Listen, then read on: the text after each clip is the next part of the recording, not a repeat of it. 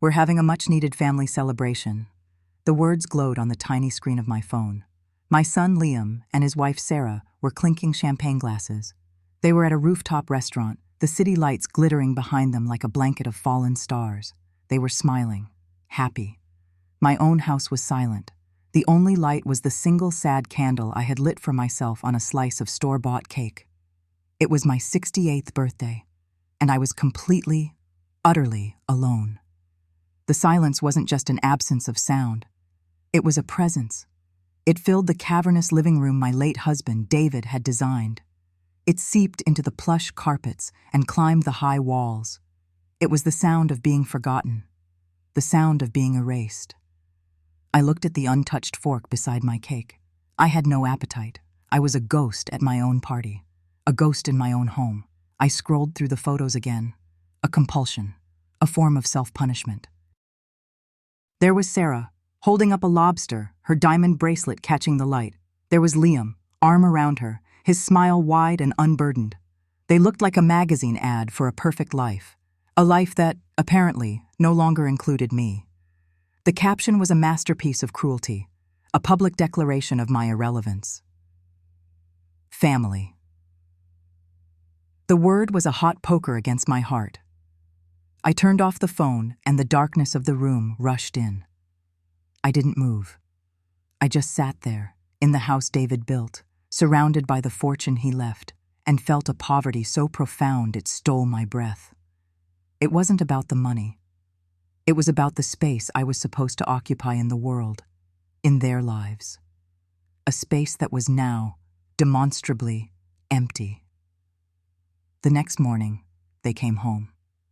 I heard their key in the lock, their laughter spilling into the hallway, and I braced myself. They walked into the kitchen, where I was staring into a cup of cold coffee, and the performance began. "Mom." "There you are," Sarah chirped, her voice a cascade of false sunshine. She placed a designer shopping bag on the marble island. We were so worried. Liam came over and put a hand on my shoulder. It felt heavy, proprietary. "Mom, are you okay? We called a few times last night." I looked at my phone. No missed calls. The lie was so bald, so effortless, it was almost impressive. "I saw your pictures," I said. My voice was a dry rustle of leaves. "It looked like you had a nice time." There was a flicker in Sarah's eyes, annoyance, but it was gone in an instant, replaced with a mask of practiced sympathy. "Oh, honey, that was just a last-minute thing. Liam has been so stressed at work. We just needed a night." She glanced at the untouched slice of cake still on the counter from last night, a small monument to my loneliness. Her expression softened into one of theatrical concern. "Mom," Liam began, his tone shifting, becoming serious and gentle. It was the voice he used when he was about to manage me. "We need to talk about yesterday, about your birthday." I steeled myself. "What about it?" "You didn't seem to remember," he said, his gaze steady and full of feigned worry. "We mentioned it a few times last week, about going out to celebrate, and you just seemed to get confused. We didn't want to push you, to make you anxious." Every word was a deliberate twist of the knife.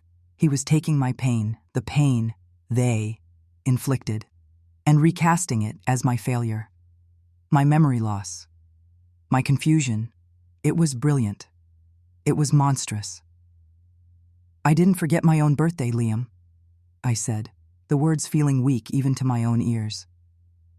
Sarah slid onto the stool next to me, her hand covering mine. Her skin was cool.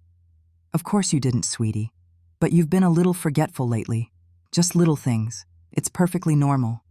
But we think it might be a good idea to just get it checked out. For peace of mind."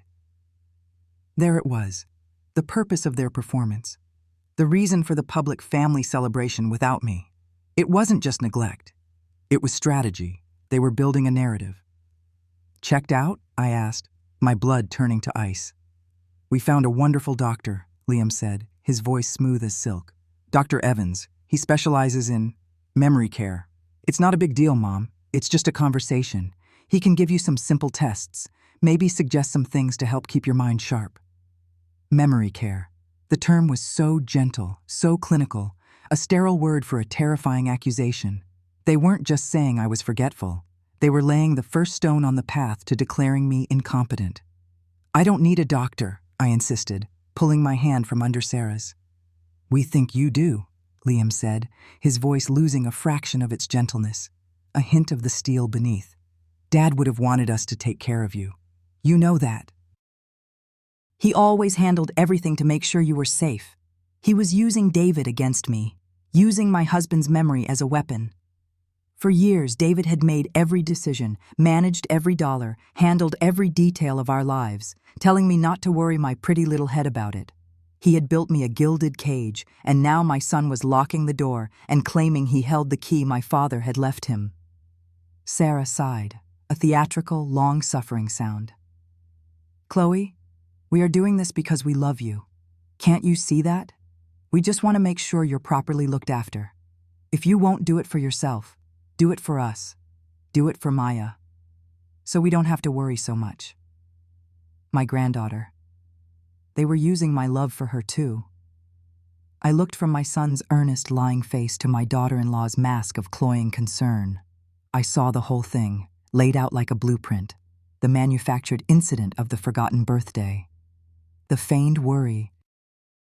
The helpful suggestion of a specialist. They were a team, perfectly synchronized, and I was their project. In that moment, a profound exhaustion washed over me. It was heavier than grief, deeper than anger. It was the weariness of a fight I didn't know how to begin. They had planned this. They had rehearsed. And I had just been trying to survive another lonely night. The fight had already left me. I looked down at my hands, resting on the cold marble. They looked like the hands of an old woman. Frail, unsteady. Maybe they were right. Maybe I was losing my mind. The thought was a whisper of poison, and for a terrifying second, I almost believed it. "All right," I heard myself say. The word was hollow, a surrender. "I'll see the doctor." Liam's smile was instant, relieved. "That's my girl," he said, patting my shoulder again. "You'll see. It's for the best." Sarah squeezed my arm. "You're doing the right thing, Chloe." They had won. The first battle in a war I didn't even know I was supposed to be fighting. As they moved away, their voices dropping to cheerful murmurs about what to have for breakfast, I remained on the stool, a statue in the heart of my own home. They had succeeded in making me a ghost, and now they were going to convince the world that the ghost was also insane. My name is Chloe Thompson. I am 68 years old, and for most of those years, I believed my life was a love story, a quiet, supportive background role in a brilliant man's epic, but a love story nonetheless. I see now that it was, in fact, a meticulously constructed cage, gilded with affection and comfort, but a cage all the same. The architect was my late husband, David, and the current warden is my son, Liam. It's strange how memory works. It's not a straight line. It's a pool of water, and a single feeling, a single word, can send ripples all the way back to the beginning. The silence in this house now, a heavy, suffocating blanket, reminds me of a different kind of silence. The silence of David's concentration. Our home, this sprawling testament to his success, was always his sanctuary. He was a pioneer in consumer technology, a man who saw the future in lines of code and circuit boards. His mind was a universe of its own, constantly expanding, and I was the ground control for his mission. I made sure the launch pad was clear. I remember when we first met. I was a literature student, lost in poetry and the rustle of old pages. He was studying engineering, and he spoke of algorithms and processing power with the same passion I spoke of Keats. He was dazzling. He saw the world not as it was, but as it could be, optimized and streamlined. He wanted to make life seamless, effortless, and he started with me. "Chloe, darling," he'd say, his hand covering mine, his eyes alight with a new idea. "Why are you wasting time balancing a checkbook? Let me write a program for that." And he did. Soon, there was a program for everything: the household budget, the grocery lists, the investment portfolio he was building for us. I never saw a bill. I never had to call a repairman. David handled it all. He built an ecosystem around us, and I was its happy, thriving inhabitant, never realizing I didn't know how the sun rose or the rain fell. It was all automated, all for me. "You have a beautiful mind, Chloe," he'd tell me, kissing my forehead. "Don't clutter it with logistics. You're for the beautiful things, the art, the music, the soul of this house." And I believed him.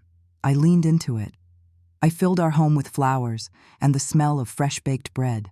I hosted dinner parties for his investors and colleagues, charming them with stories and making them feel at home, while David sketched his next great invention on a napkin. I was the soft focus background to his sharp, brilliant foreground. I raised our son Liam, teaching him kindness and reading to him at night, while David was in his workshop, wrestling with the future. I was the heart of the home, David was its brain. It felt like a perfect partnership. I saw my role not as a sacrifice, but as a specialization. He was the architect, I was the interior designer of our lives. He built the world, and I made it beautiful. The sacrifices were small at first. I gave up my dream of teaching literature at a community college because his company was taking off, and he needed me to manage our increasingly complex social calendar. Just for a few years, he promised. The years piled up. I gave up my book club because the meetings clashed with a weekly board dinner I was expected to host. I slowly lost touch with my own friends, my own world, until my world was entirely his. My friends were the wives of his business partners. My interests became his interests. It didn't feel like losing myself. It felt like merging, becoming one. It was romantic, or so I told myself. He loved me, I never doubted that. But his love was a form of curation. He chose my car, a sensible, safe sedan, because he'd read all the safety reports.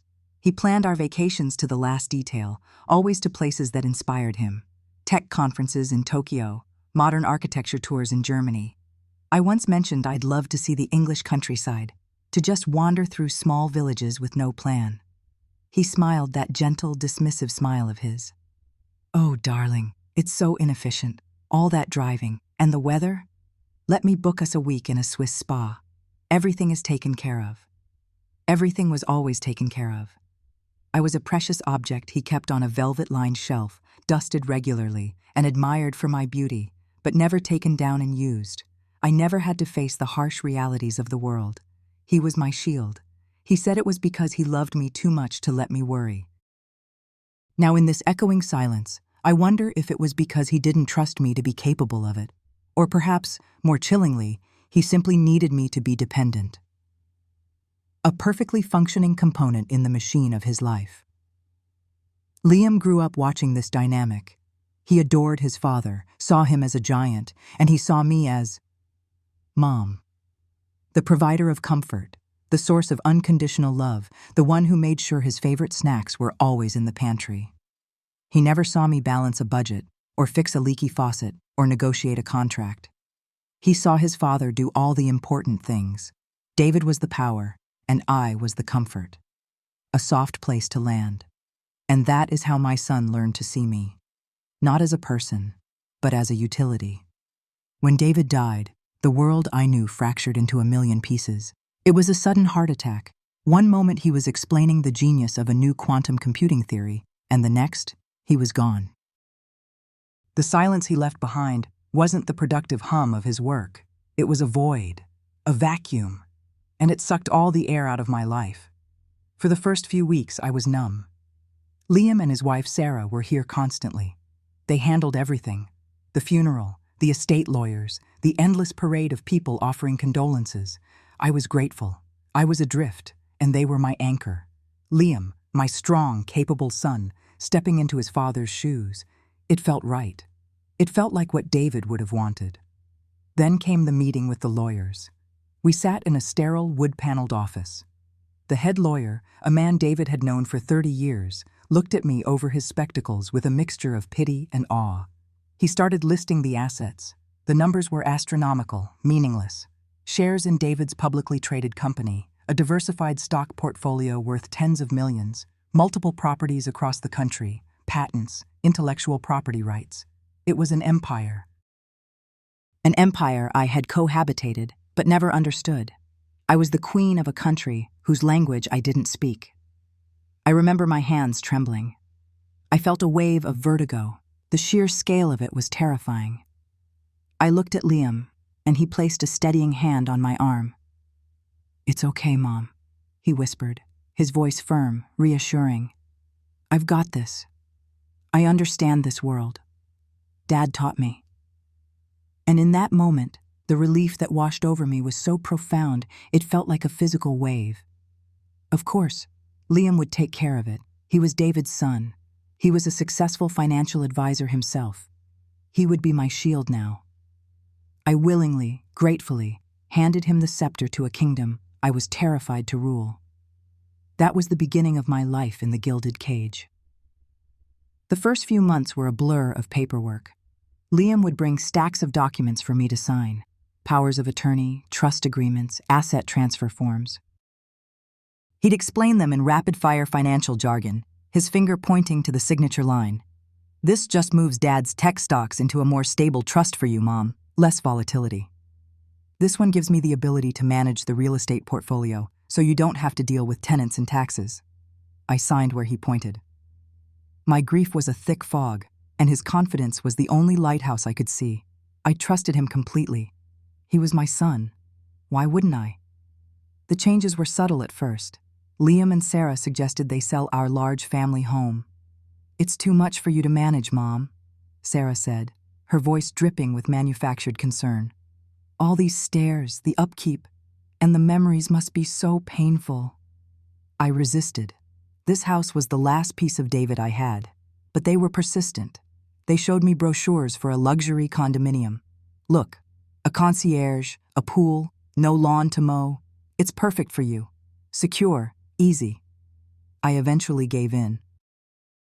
They sold the house for a fortune and moved me into a sleek, impersonal apartment.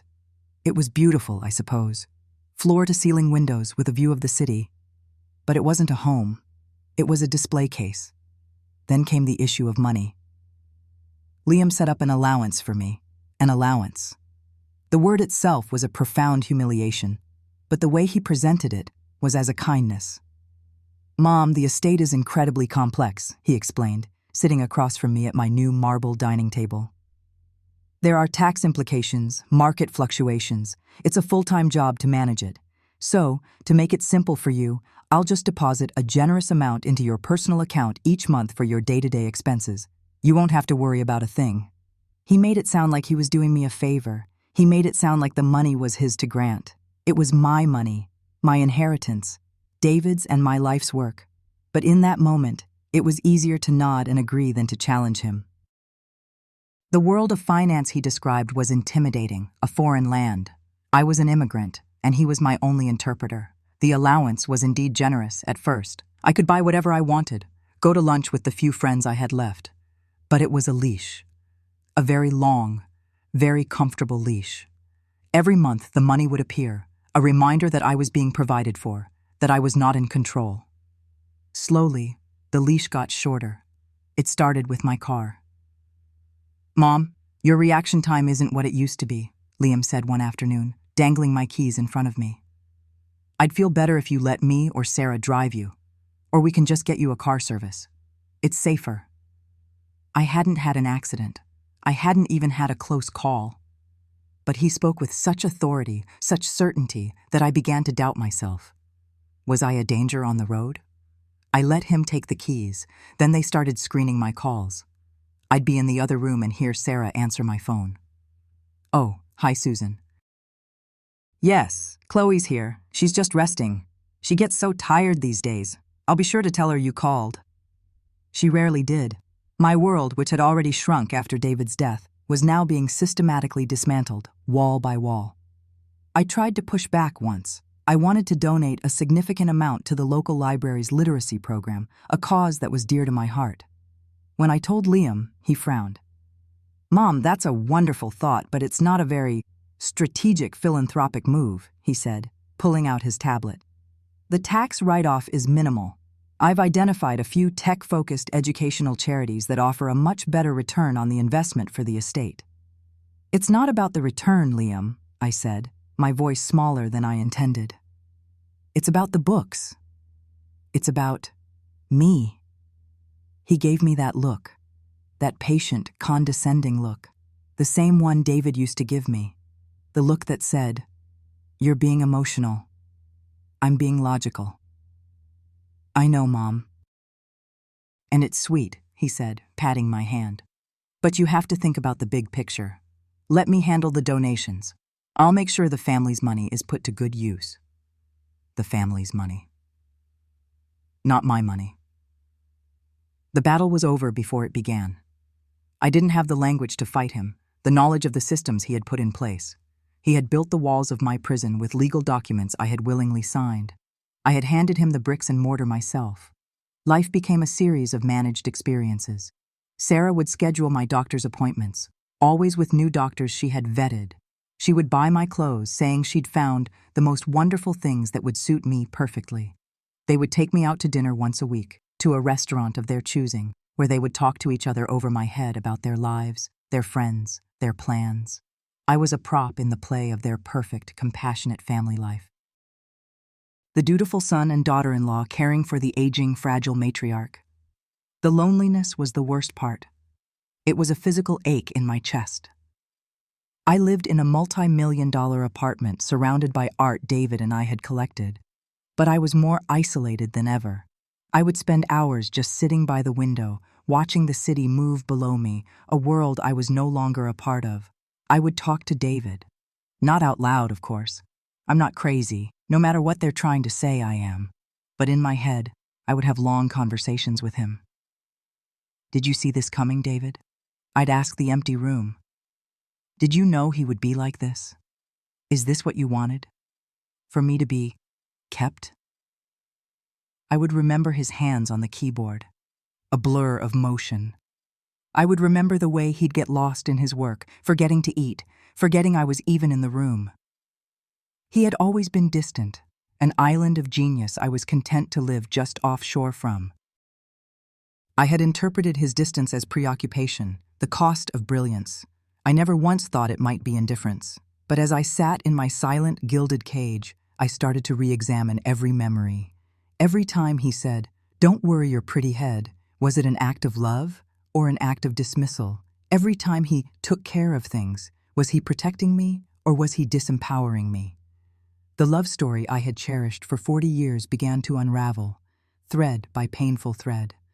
I was forced to see that the man I loved had been the first one to decide I was incapable. He had laid the foundation of my prison, lovingly, carefully, brick by brick. He was the architect. And Liam was just the new contractor, adding another level, reinforcing the walls. He was simply finishing the job his father had started. He learned from the master, after all. He learned that I was not a person to be consulted, but a problem to be managed, an asset to be controlled. And I, fool that I was, had spent a lifetime believing it was love. I had spent my life perfecting the role they cast me in. The loving wife, the supportive mother, the grateful widow. I played the part so well, I had forgotten who I was without it. I had no career, no independent finances, no real autonomy. I was Chloe Thompson, David's wife. Chloe Thompson, Liam's mother. I was a relational entity, defined entirely by the men in my life. And now that one was gone and the other saw me as a burden attached to a bank account, I was in danger of disappearing altogether. This wasn't just about money. It was about my existence. They were trying to erase me, and the terrifying part was, I had spent a lifetime handing them the eraser. The silence in this house has a weight to it. It's not the peaceful quiet of an empty home. It's the thick, waiting silence of a place where you are the only one not in on the secret.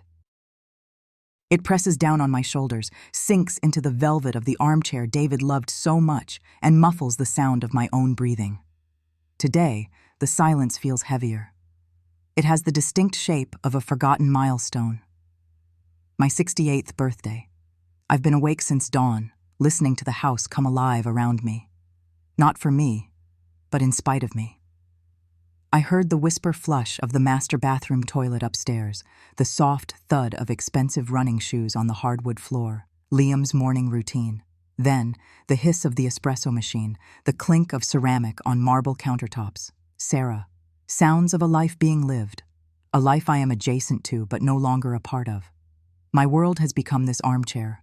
From here, I have a perfect, heart-wrenching view of the main hallway and the grand staircase David was so proud of.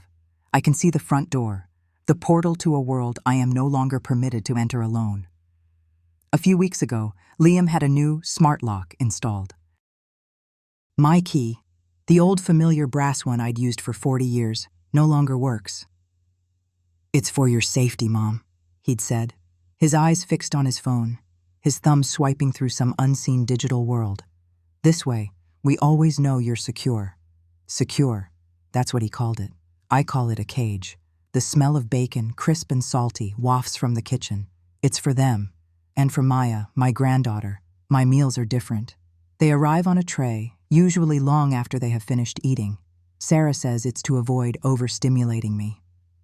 "The noise and chatter of a family meal can be a lot for you to process, Chloe," she had explained once, her voice dripping with the kind of practiced, patronizing sympathy you'd use on a child or a pet. "We just want you to be able to eat in peace." My peace is a microwaved portion of last night's leftovers, served on a plate I don't recognize. My water comes in a thick plastic tumbler, the kind you buy for toddlers. They say it's because my hands have started to shake, that I might drop and break the crystal glasses. My hands are perfectly steady. I hold them out in front of me now, in the dusty morning light. The skin is thin, spotted with age, but they are still. The shaking isn't in my hands, it's in their perception of me. I hear Maya's bright, childish chatter. "Can I have more syrup, Mommy, please?" "Of course, sweetie," Sarah's voice, smooth as silk. "But use your indoor voice. Grandma is resting." I am not resting.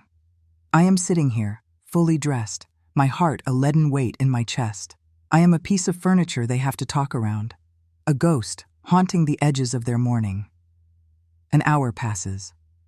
The sounds of their breakfast fade, replaced by the rustle of jackets and the jingle of car keys. Liam appears in the doorway of the living room, dressed in a sharp blazer. He looks at me, but not at me. His gaze lands somewhere over my left shoulder. "Morning, Mom," he says, the words rote, automatic. "Sarah and I are taking Maya out for a bit. A special treat." My breath catches. A special treat. On my birthday. "Oh?" I manage, my voice a dry rasp. "Where are you going?" "Just out," he says, already turning away. "To celebrate. We won't be long. Mrs. Gable will be here in an hour to check on you." Mrs. Gable. The caregiver they hired. Another layer of insulation between me and the world. Another pair of eyes to watch the slow, managed decline they were engineering. "Have fun," I whisper to his retreating back. The front door clicks shut. The smart lock whirs, bolting me inside.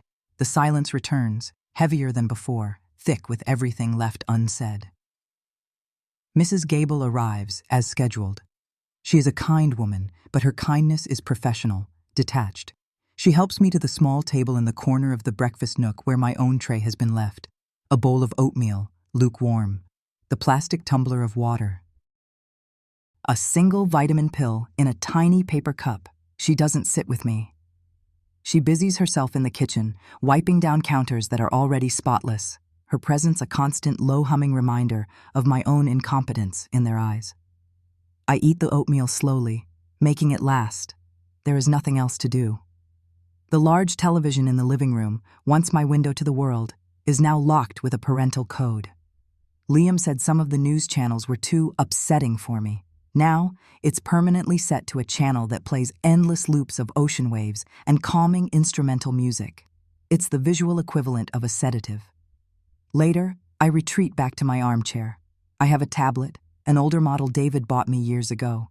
Liam and Sarah think I only use it for solitaire and looking at pictures of gardens. They don't know I still remember the passwords to everything. That I see their lives unfolding online, a glossy, curated performance. My fingers, which they claim are too shaky for a glass, move deftly across the screen. I open Instagram. I don't follow them. They blocked me long ago. To protect your peace, of course. But Maya's account is public. Sarah runs it for her. And there it is. The first picture is a selfie. Liam, Sarah, and Maya, squeezed together in a plush restaurant booth. Their faces are bright, their smiles wide and performative. They are at the Gilded Sparrow, a place I'd always wanted to go to, a place David and I had bookmarked for a special occasion we never reached. Sunlight streams through a large window behind them, illuminating the champagne flutes on the table. In front of Maya is a towering slice of chocolate cake with a single unlit candle. My blood runs cold. I scroll to the caption, written in Sarah's cheerful, soulless prose. A much-needed family celebration, so important to make time for what truly matters. Feeling blessed. My eyes burn. I read the words again. And again, a much-needed family celebration. I am not what matters. I am the opposite of a blessing. I am the inconvenience they have to manage before they can go out and celebrate. I look around the dim, silent room. My home. The place where I raised the man in that picture. I am a phantom here, watching my family celebrate my complete and utter erasure. They aren't just ignoring my birthday. They are celebrating my absence on my birthday. The cruelty of it is so precise, so exquisitely painful, it takes my breath away.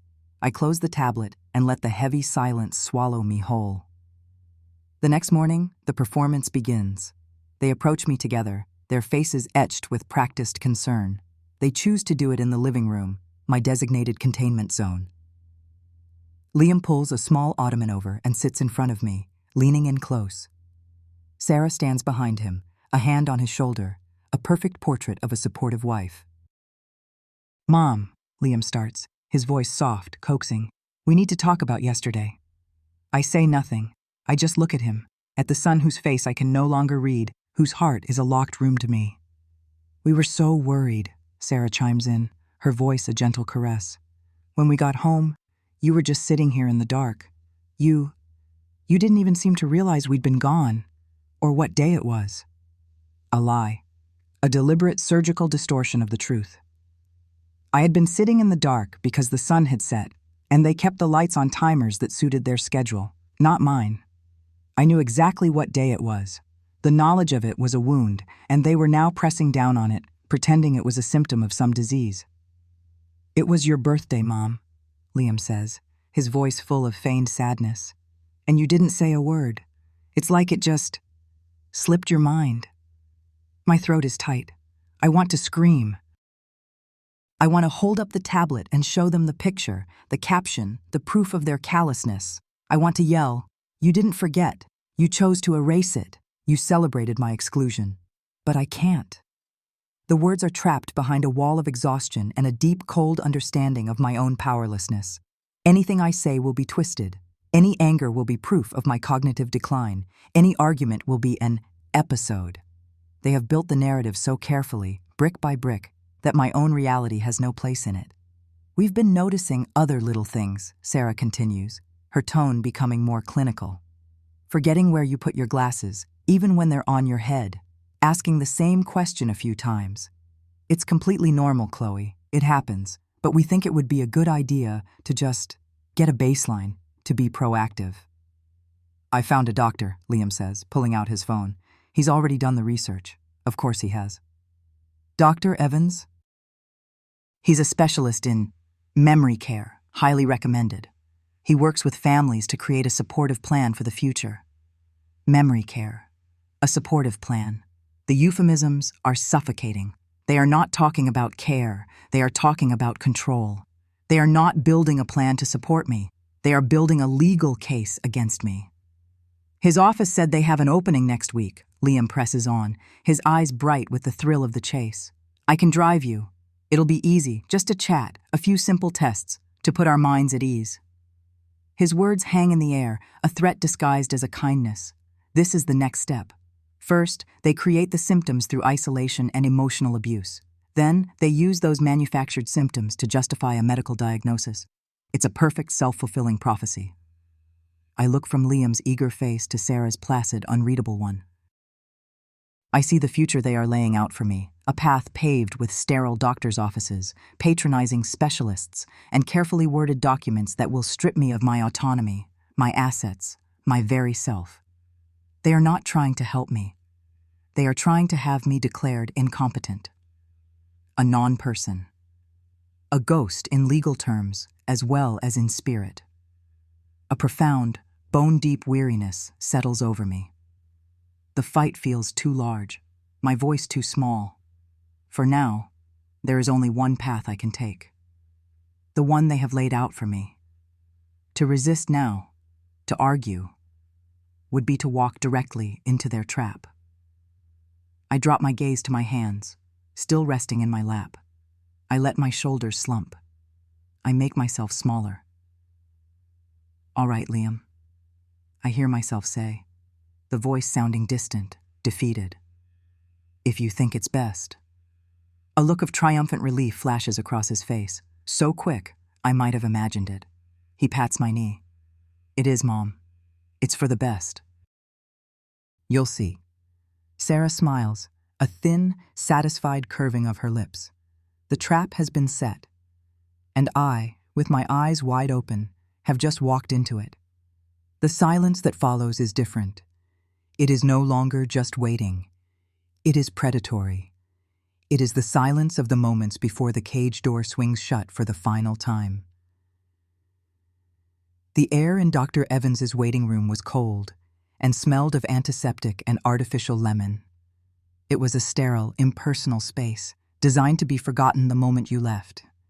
Liam and Sarah sat on either side of me, their bodies angled slightly towards me in a perfect pantomime of supportive concern. Sarah's hand rested on my forearm, her touch light and possessive. As if I were a fragile porcelain doll, she was dutifully presenting for inspection.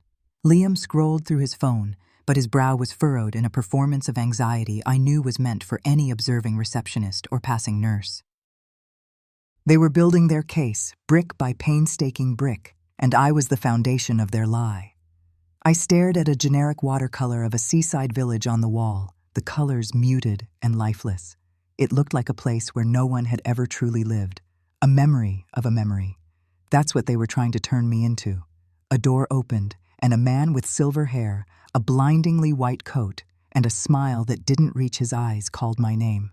Chloe Thompson, Dr. Evans, the chosen executioner for my autonomy. He ushered us into his office. It was no warmer than the waiting room.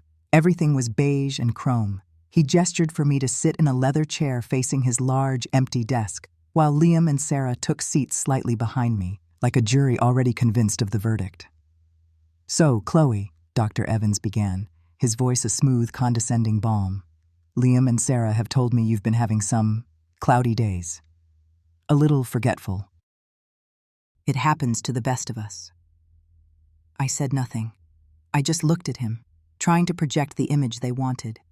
A woman lost in the fog, her mind a ship that had slipped its moorings. Playing this part was the only power I had left. "We're just going to do a few simple exercises today," he continued, pulling a clipboard from a drawer. "Nothing to worry about. Think of it as a little game. First, I'm going to give you 5 words. I want you to remember them, and I'll ask you for them again in a few minutes. Ready? The words are river, nation, velvet, moon, coffee." I watched his lips form the words, but I let my gaze drift past him to the window, as if I were already losing the thread. Inside my mind, I was engraving them onto a steel plate. River, nation, velvet, moon, coffee. A strange, nonsensical poem that would become part of my indictment. "All right, Chloe," he said, his tone patient. "Now, could you draw me a clock? A round clock. And I want you to put the hands on it to show the time. 10 minutes past 11. He pushed a blank sheet of paper and a pen across the desk. I picked up the pen, my hand trembling slightly. It wasn't an act. The rage and fear inside me were making me shake. I drew a wobbly circle. I carefully placed the numbers, spacing them as evenly as I could. Then I paused, holding the pen over the center. 10 past 11. The little hand on the 11, the big hand on the 2. It was a simple task I'd done thousands of times. But I knew this wasn't a test of memory. It was a test of compliance. I drew the little hand pointing perfectly at the 11. And then I drew the big hand pointing to the 4. 20 past 11. A small, deliberate error. An error a confused person might make. I looked up at him, my expression one of vacant uncertainty. He glanced at it and made a small, sympathetic tisk sound, jotting a note on his clipboard. Liam sighed softly behind me, a sound of profound, rehearsed disappointment. That's okay, Chloe. We'll move on. Can you tell me what year it is? 2025, I said, my voice thin. A correct answer. I had to give him some. It had to look like a genuine decline, not a total collapse. Very good. And who is the president? I gave him the name. Another point for the lucid column. Excellent. Now, who is the current Secretary of the Treasury? A silence fell in the room. I felt the trap snap shut. It was a clever question. Obscure. A piece of trivia most people, regardless of age, might not know offhand. A failure here wouldn't seem strange, but in the context of their narrative, it would be another nail. I knew the answer. David had been obsessed with financial news. The names and faces were a constant presence on the television in his study. But I just stared at the doctor, my mouth slightly agape. I let the silence stretch, filling it with the imagined static of a mind failing to connect. Don't worry, he said finally, his voice dripping with pity. Not an important one. Now, what about those 5 words I gave you earlier? Can you tell me what they were? I looked at him, my eyes wide. I gave him 4 of them. River, moon, coffee, and... I let my voice trail off, frowning in theatrical frustration. I purposefully omitted nation and velvet. I watched his pen scratch another note. He didn't correct me. He didn't prompt me. He simply recorded my failure.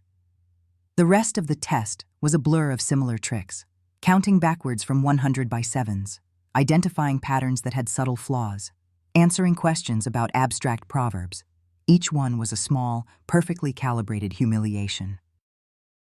When it was over, he put down his clipboard and folded his hands on the desk, looking at me with a grave expression he had clearly perfected over years of delivering bad news, real or fabricated. Chloe, he said, leaning forward, based on our conversation today and the concerns Liam and Sarah have shared, I believe we are looking at the early stages of cognitive decline, consistent with an Alzheimer's pattern. Now, this is a preliminary assessment, of course. We'll need more tests. But I think it's time we started discussing a more structured care plan to ensure your safety and well-being. The words hung in the air, thick and poisonous. A more structured care plan. He meant a legal cage. He meant guardianship. He meant signing away my life. Sarah made a small, choked sound behind me. Liam put his arm around her. We just want what's best for her, doctor, he said, his voice thick with false emotion. We were so worried. I felt a coldness spread through my chest, a glacial rage that froze the tears I should have been crying. I looked from the doctor's sympathetic mask to my son's grieving face, and I saw the conspiracy laid bare. It was a perfect, seamless performance. I was a prop in their play. Leaving the clinic, the city felt different. The crisp autumn air felt suffocating. The sounds of traffic were a dull roar in my ears. Liam drove, and Sarah chattered on in the front seat about next steps, about specialists, about how they would get through this together. I sat in the back, a ghost in my own life, the doctor's diagnosis clinging to me like a shroud. The legal trap was now armed and set. They had their expert witness. They had their medical justification. The path to declaring me incompetent was paved and clear. My mind raced, scrambling for an escape route, a handhold, anything. There was no one. Friends had been systematically pushed away over the past year with excuses and canceled plans. My lawyer was a man David had hired, a man who now took all his instructions from Liam. And then, a single, desperate thought broke through the panic. Maya, my granddaughter, Liam and Sarah's daughter. She was 17, bright, and still had a spark of the fierce independence that reminded me of myself at that age. She hadn't been fully steeped in their poison yet, or so I prayed. She loved me. I knew she did. Maybe, Just maybe, she could be my lifeline. Maybe she would see through the lies. The hope was a painful, fragile thing, but it was all I had. That evening, I found her in her room. The door was ajar, and the only light came from the blue-white glow of her tablet. She was sitting cross-legged on her bed, her focus absolute, her fingers swiping and tapping. The air was cool and still. For a moment, I just watched her, this beautiful girl, who was my last chance. "Maya?" I said softly.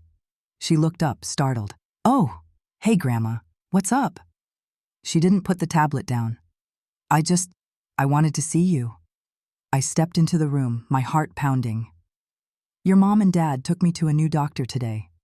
"I know," she said, her eyes flickering back to the screen. "They told me, I'm sorry you're not feeling well." Her tone was distant, rehearsed. It was the same tone of placating pity I'd heard from her parents. "I'm feeling fine, sweetheart," I said, trying to keep my voice steady. "That's the thing. The doctor, I don't think he was listening to me. Maya, your parents they're very worried, but sometimes they see things that aren't there." She finally put the tablet down, a flicker of irritation on her face. "They're just trying to help, Grandma. Everyone's just trying to help." "Help with what?" I pressed, stepping closer. "Maya, I need you to listen to me. Really listen. Things are not what they seem. Your dad is managing my finances, and he talks about a place. Elysian Vistas." The moment I said the name, her expression changed. The irritation vanished, replaced by something I couldn't immediately identify. A strange, serene glow. It was unsettling. "The vistas aren't a bad thing," she said, her voice dropping to an almost reverent whisper. "It's the future. It's where we're all going to be together again." "Together? Maya, what are you talking about? It's some kind of project. It costs a fortune." "It's not about money," she said, and now her eyes shone with an unnerving fervor. It was the look of a true believer. "It's about transcending. It's about forever." Grandpa David understood. He was a visionary. He knew the body was just a temporary vessel. He's waiting for us there. My blood ran cold. "Waiting for us? Maya, your grandfather is gone. He passed away." We were at his funeral. She shook her head, a small, sad smile on her face, the kind one gives to a child who doesn't understand. "That was just his body, Grandma. His consciousness, his real self. He was an early investor, a pioneer. They uploaded him. He's there now. He's upgraded. Mom and Dad showed me the simulations." She picked up her tablet, and with a few quick taps, a face appeared on the screen. It was David. But it wasn't. The skin was too smooth, the eyes had a glassy, digital sheen, and the smile was fixed and unnatural. An animated puppet. This uncanny valley version of my dead husband waved slowly from the screen, a serene, synthetic landscape of glowing trees and waterfalls behind him. "See?" Maya whispered, her voice full of awe. "He's waiting. We just have to get everything in order so we can join him. That's all Dad is trying to do. He's trying to get us all to a better place. To be with Grandpa again." I stared at the screen, at the grotesque digital effigy of the man I had loved, and the last vestiges of my hope crumbled to dust. It wasn't just about money. It was a cult, a high-tech, high-cost death cult, and they had fed its scripture to my granddaughter. They hadn't just stolen my fortune, they had stolen her mind. They had weaponized her love for her grandfather against her, against me. This betrayal was deeper, more absolute than anything I had imagined. I was utterly and completely alone. I backed out of the room without another word, a wave of nausea washing over me. The house, my home for 40 years, suddenly felt alien and menacing. Every shadow seemed to hold a threat. Every familiar object seemed to mock me. The doctor's diagnosis, the legal papers Liam was surely drawing up, Maya's indoctrination. The walls were closing in, and there were no doors. I retreated to my bedroom and sank onto the edge of the bed, my body trembling. Despair was a physical weight, pressing down on my chest, making it hard to breathe. For hours, I sat there in the gathering dark, a prisoner in a gilded cage. My life was over. They had won. And then, through the thick fog of hopelessness, a memory surfaced. A small, insignificant detail from years ago. David, coming home one day with 2 small, sealed boxes. "Emergency phones," he had said. "Ever the planner, ever the purveyor of redundant systems. Prepaid, untraceable. You put one in your go bag, I'll put one in mine. For a real, bona fide end-of-the-world emergency."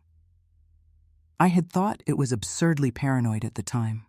I hadn't thought of it in years. My go bag. I still had it.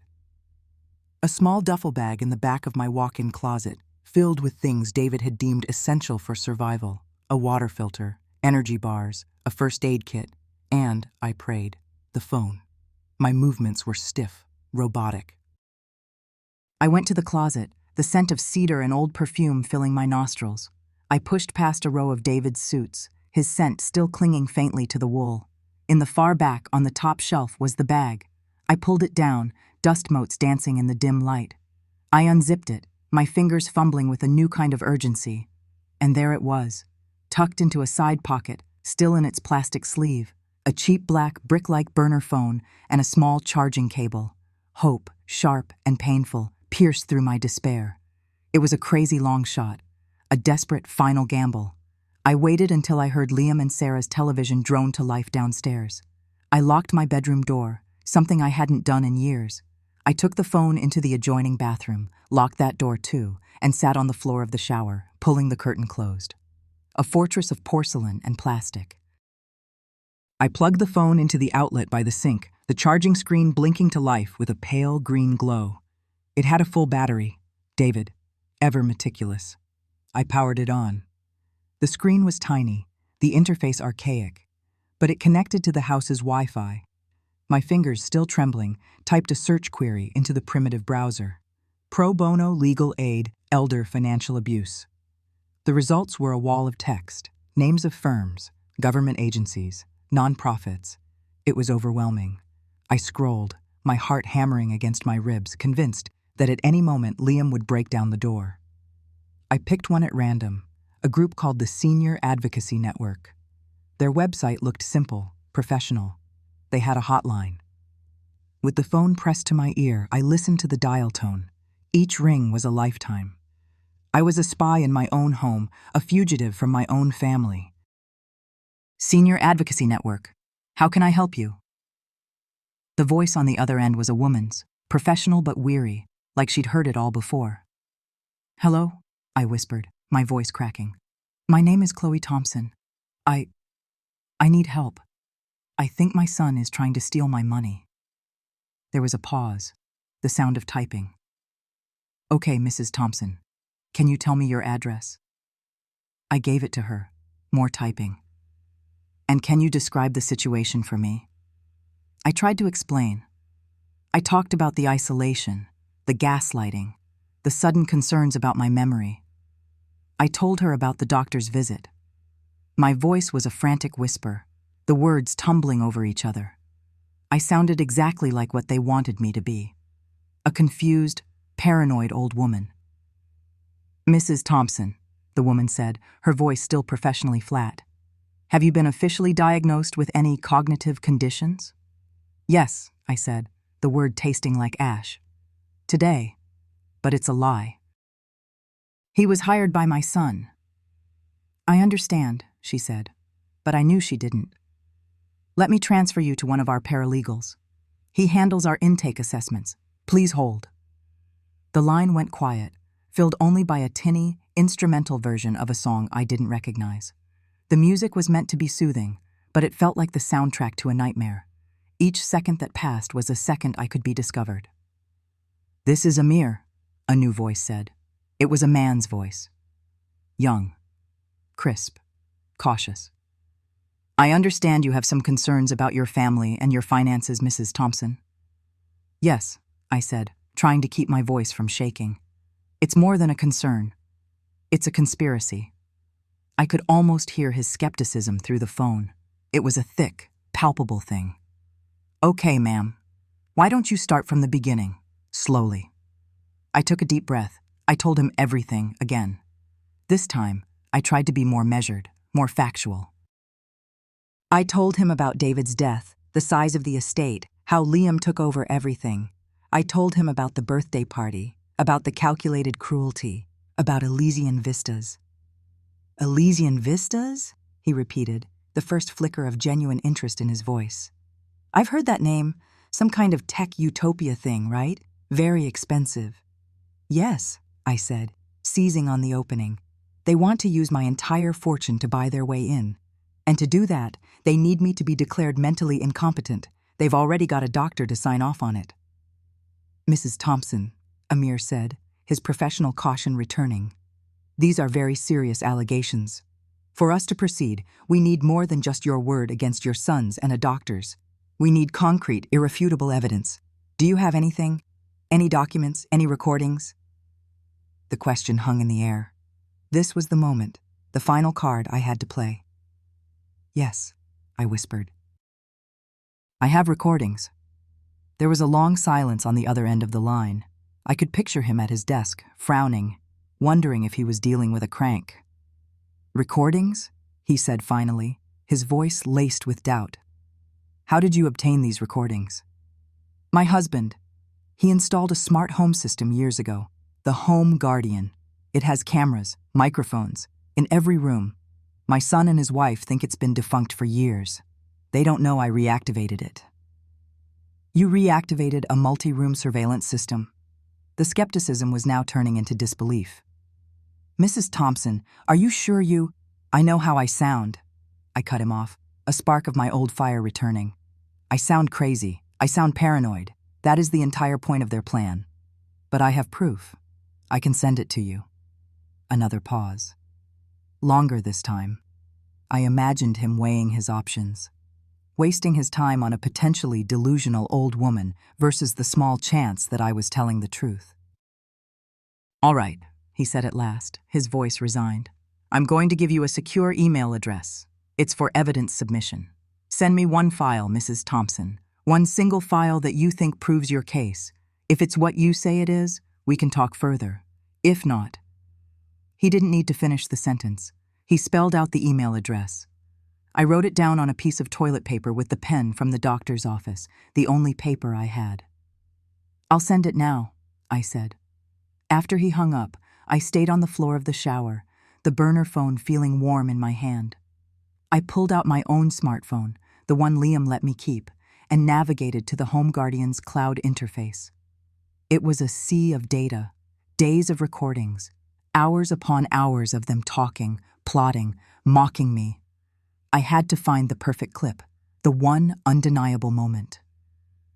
My finger scrolled through the file list, my eyes scanning the timestamps, and then I saw it. A file from 2 nights ago, labeled Living Room. I remembered that night. They thought I was asleep. They were drinking David's expensive scotch and talking freely. I tapped the file. The audio was crystal clear. The doctor's appointment is Tuesday, Liam's voice said. Evans is completely on board. He said her performance during the pre-screening call was perfectly convincing. He'll have the diagnosis ready by the time we walk out the door. Sarah laughed, a low, cruel sound. Perfect. And the guardianship papers? Your lawyer is ready to file? The moment we have the medical assessment in hand, Liam confirmed. Once that's done, we have full power of attorney. I can liquidate the tech stocks and transfer the first payment to the Vistas. We'll be on the priority ascension list. And her? Sarah asked. What about dear old Mom? There was a pause. She'll be moved to a very comfortable, very private care facility, Liam said, his voice cold and final. By the time she figures out what's happening, she won't even be able to remember her own name. It's cleaner this way. It's what Dad would have wanted. He saw her as an investment, just like the rest of it. My breath hitched. I stopped the recording. That was it. The smoking gun, the conspiracy, the motive, and the chilling, final betrayal, all in 60 seconds of audio. With trembling fingers, I downloaded the audio file and attached it to a new email on the burner phone.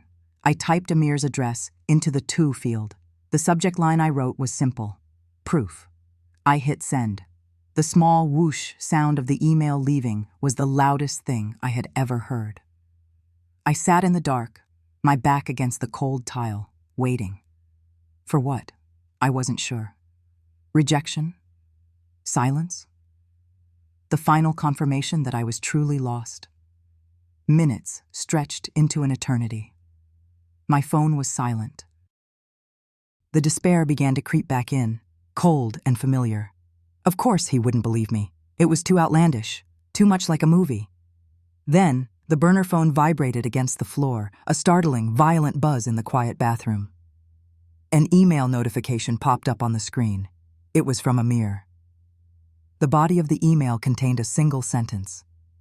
Do not delete anything. I am calling you in 1 minute. My heart leaped into my throat. Before the minute was up, the phone was ringing. I answered it on the first ring. Mrs. Thompson? It was Amir, but his voice, it was completely different. The caution was gone. The skepticism had evaporated.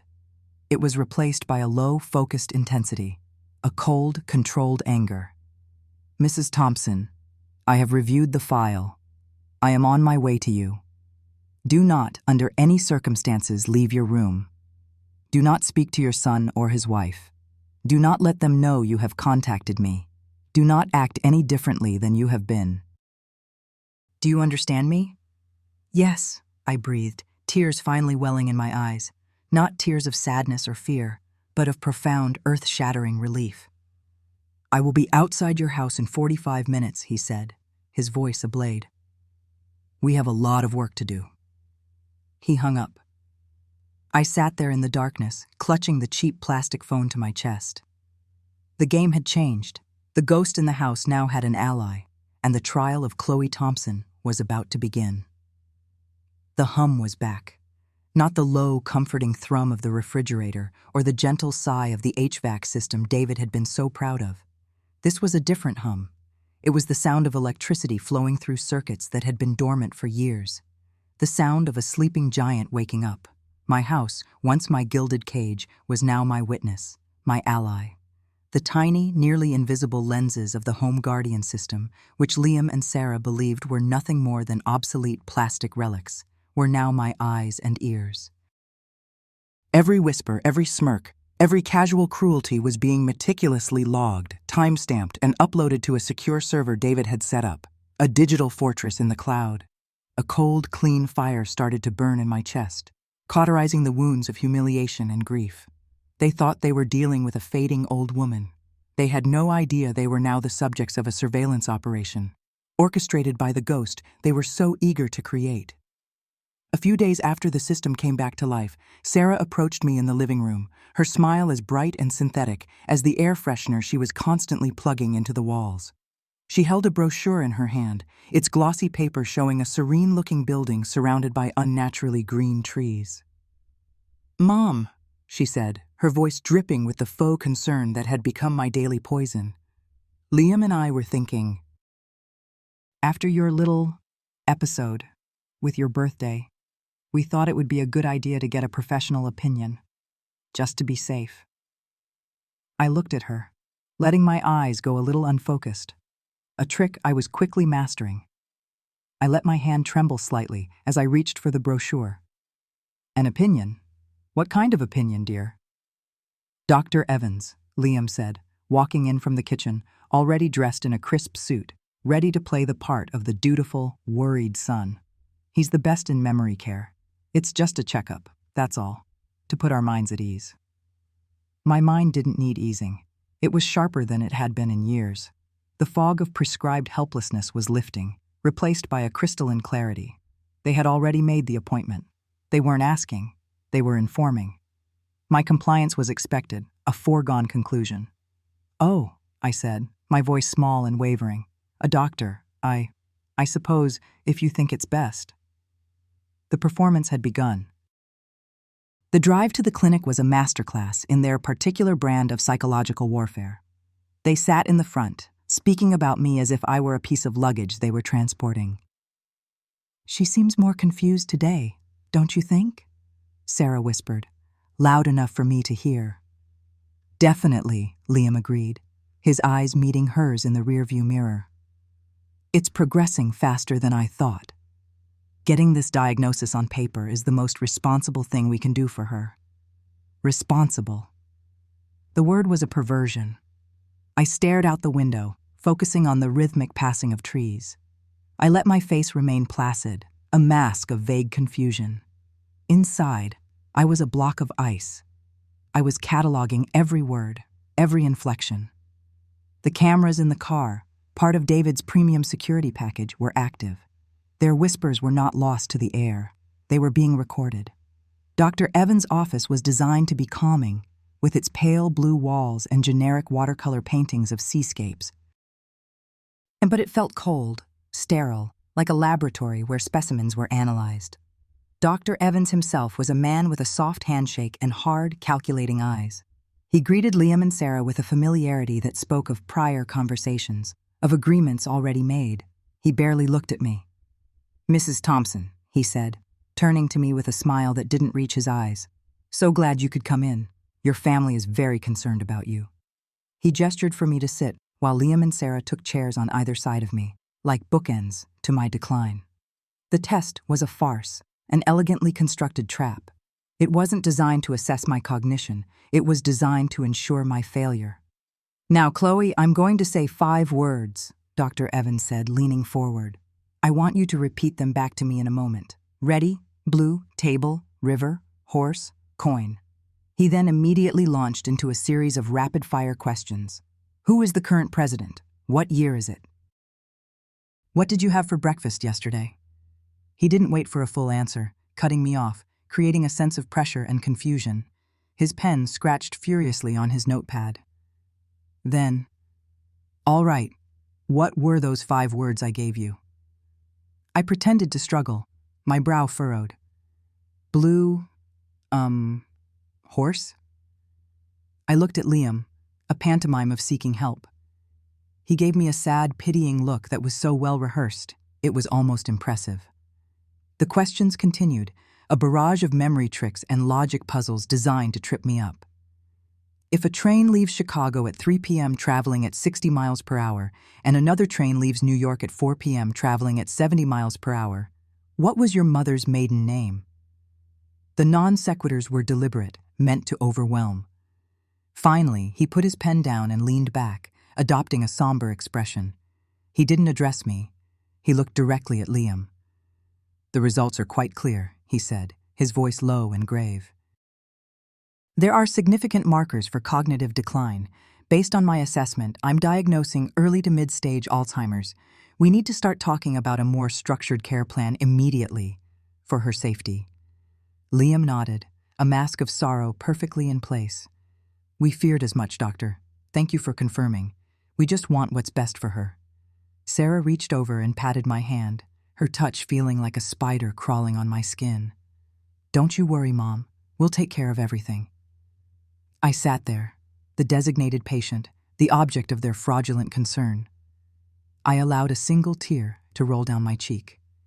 It was a perfect, crystalline drop of pure performance. They saw weakness.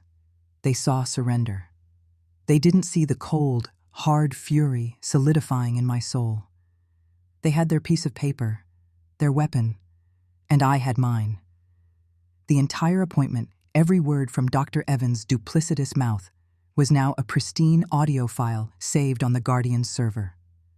Evidence. At my last thread of hope for an internal ally was my granddaughter, Maya. She was only 19, bright and empathetic with David's inquisitive eyes. She hadn't been poisoned by the same greed as her parents, or so I believed. Liam and Sarah controlled her access to me, but a few days after the doctor's visit, she came over to check on me while they were out. This was my chance. She found me in the sunroom, looking out at the garden. She hugged me, a genuine warmth that was a stark contrast to her mother's chilling touch. "Grandma," she said softly, "Mom and Dad told me about the doctor. I'm so sorry." I took her hands in mine, looking directly into her eyes, trying to will my truth into her. "Maya, honey, What they're saying. It's not true. I'm not sick. They're confused. I expected to see a flicker of doubt in her eyes, a seed of questioning. Instead, her expression softened with a kind of pity that was more devastating than malice. "It's okay, Grandma," she said, stroking my hand. "You don't have to be scared. This is actually a good thing. It's the next step." "The next step? What are you talking about?" A cold dread began to seep into my veins. Her face lit up with the unnerving, placid glow of a true believer. Elysian vistas. It's where we're all going to go. It's what Grandpa David was working towards. It's a place where we can all be together again, forever. No sickness, no aging. He's waiting for us there. The world tilted on its axis. He's waiting for us. They hadn't just sold her a fantasy about the future. They had rewritten the past. They had turned her grandfather's memory into a recruitment tool for their insane cult.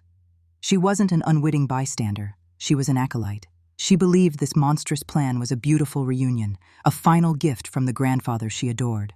My heart, which I thought had been hardened into a diamond, shattered. The betrayal wasn't just about money anymore.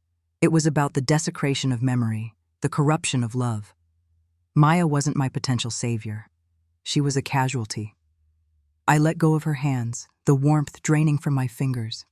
I retreated back into my role. "Oh," I murmured, looking away. "That's nice, dear." That night, the house felt more like a tomb than ever before. Every hope for help from within had been extinguished. I was utterly, completely alone. But despair is a strange catalyst. When you hit the absolute bottom, there's nowhere to go but up, or, in my case, to fight. I waited until I heard the telltale sounds of Liam and Sarah going to bed, the flush of the toilet, the click of their bedroom door. The house fell into a deep silence, punctuated only by the hum of my invisible ally. I slipped out of my room and went to David's old study. It was the one room they rarely entered, filled with books on quantum computing and engineering schematics that were meaningless to them.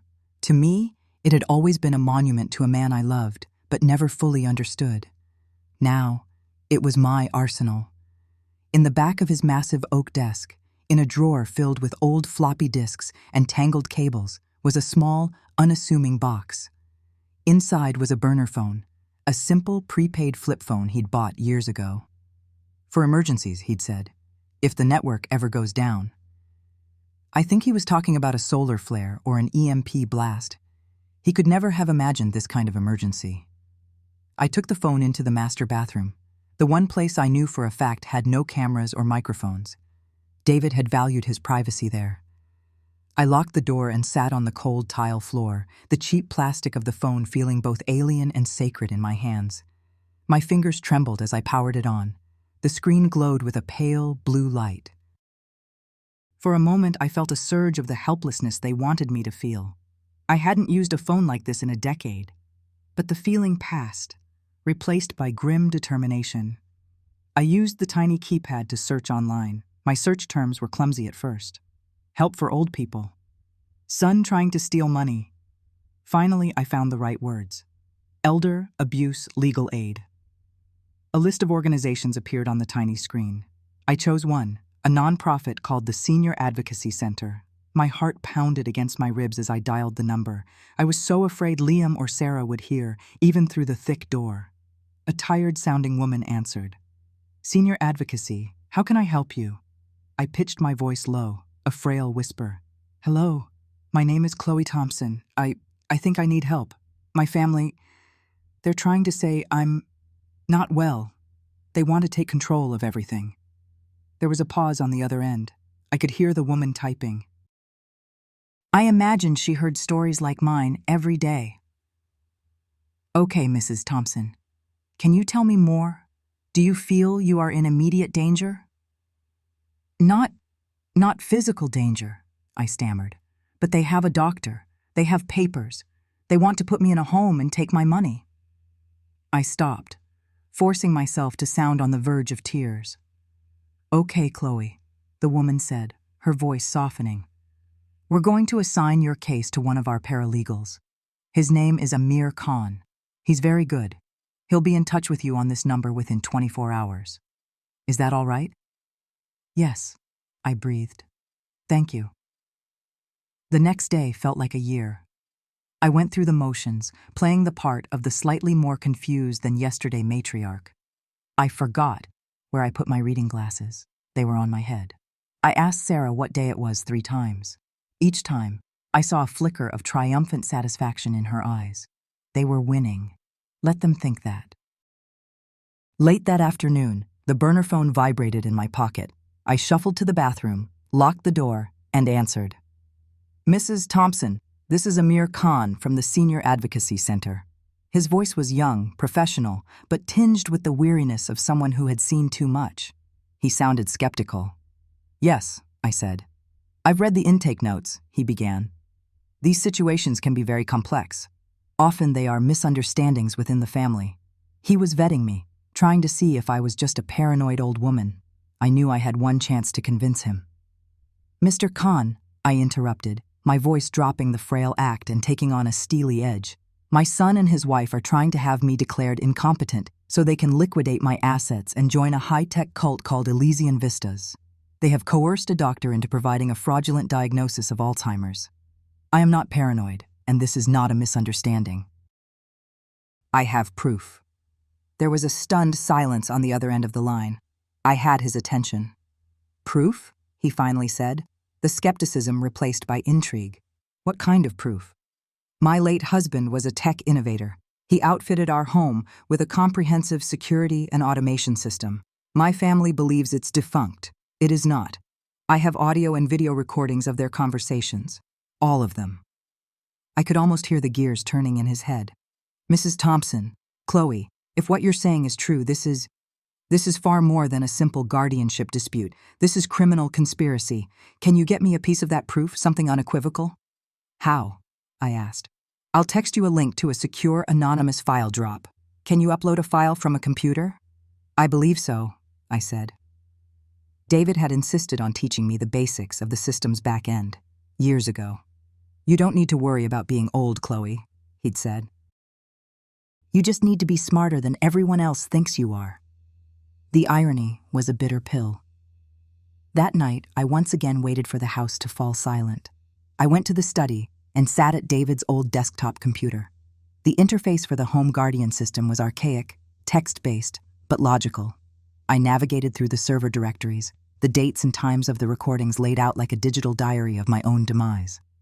I found the recording of the conversation in the car on the way to Dr. Evans' office. Liam and Sarah's smug whispers about my progressing illness. I isolated a 30-second clip, downloaded it, and followed Amir's instructions, uploading the small audio file into the digital void. I sent him a text. Done. 10 minutes later, the burner phone vibrated. I answered. Amir's voice was completely different. The weariness was gone, replaced by a low, humming anger. I've heard it. My God, they're laughing about it. Chloe, listen to me very carefully. And do not let them know you've spoken to me. Do not change your behavior. As far as they're concerned, you're a confused old woman on a steady decline. Can you do that? Can you keep playing the part? I've been playing it for weeks, I said, my voice cold and steady. I'm getting quite good at it. Good, he said, because your living room is about to become a war room, and you, Chloe, are my star witness and my lead operative. We are going to let them build our case for us. From that day on, I had a purpose. I was no longer a victim waiting for the end. I was an actor in the most important role of my life. My confusion became more pronounced. I would stand in the middle of a room looking lost.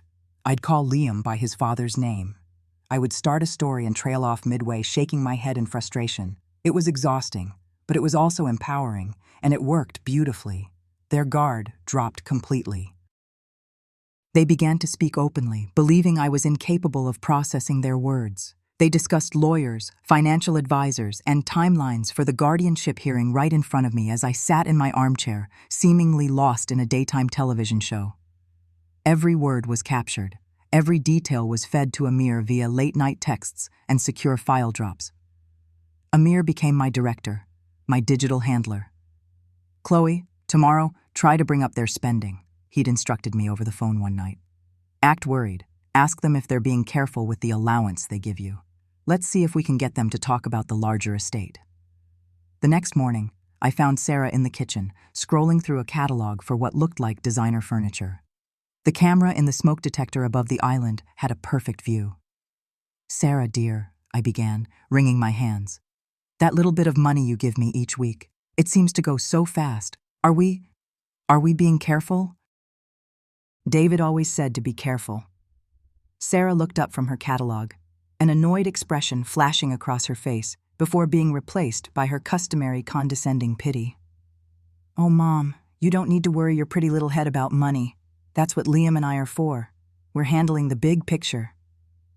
"The big picture?" I asked, my voice trembling with practiced anxiety.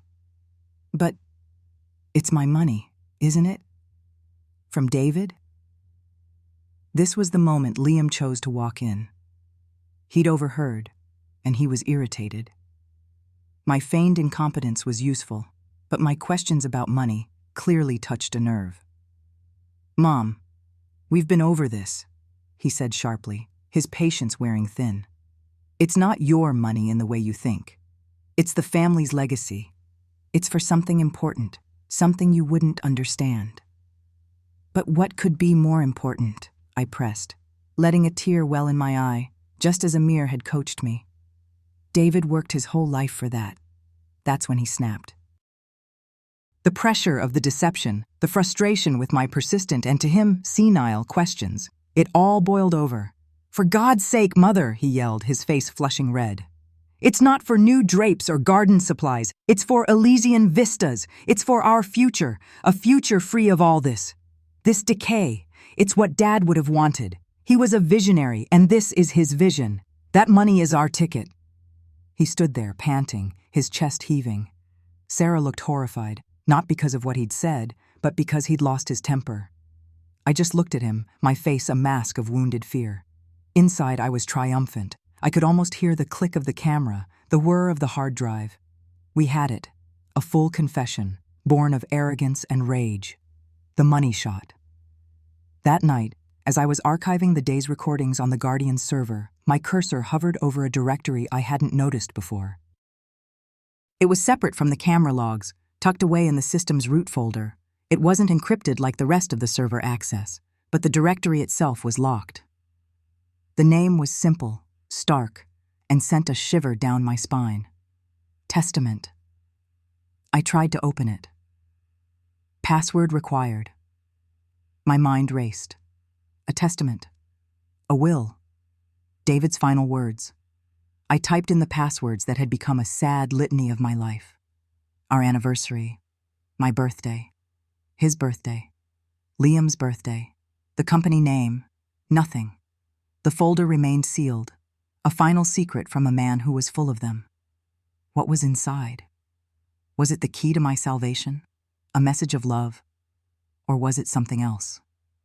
I stared at the glowing word on the screen. A new, unsettling mystery, layered on top of the current battle. I had the evidence to destroy my son's plans, but I realized with a sudden, chilling certainty that I didn't truly understand the game I was in.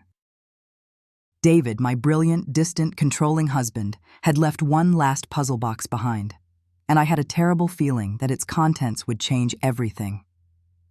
The air in my living room, usually filled with the scent of old books and lemon polish, was thick with the sterile odor of legal documents and false sympathy. It felt like a stage, every piece of furniture a prop in a play about my own erasure. The heavy velvet curtains David had insisted on were drawn, casting the room in a somber, theatrical light. Sunlight fought its way through the gaps, illuminating swirling dust motes, tiny, silent witnesses to the proceedings. Liam sat opposite me, his posture a study in feigned filial piety. He leaned forward, hands clasped, his face a mask of concern that didn't quite reach his eyes. Next to him, Sarah, his wife, dabbed at a dry eye with a tissue, a perfect portrait of a distressed daughter-in-law.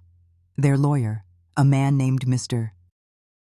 Davies, with a smile as slick as his hair, shuffled papers with an air of inevitable victory.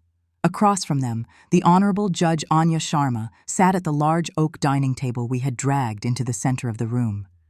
Her expression was impassive, her gaze missing nothing. and beside me, my only anchor in this swirling vortex of deceit, was Amir. He was young. His suit was probably from a department store, but his presence was a solid, reassuring weight. He had given my hand a firm squeeze before the hearing began, a silent promise. "I am with you."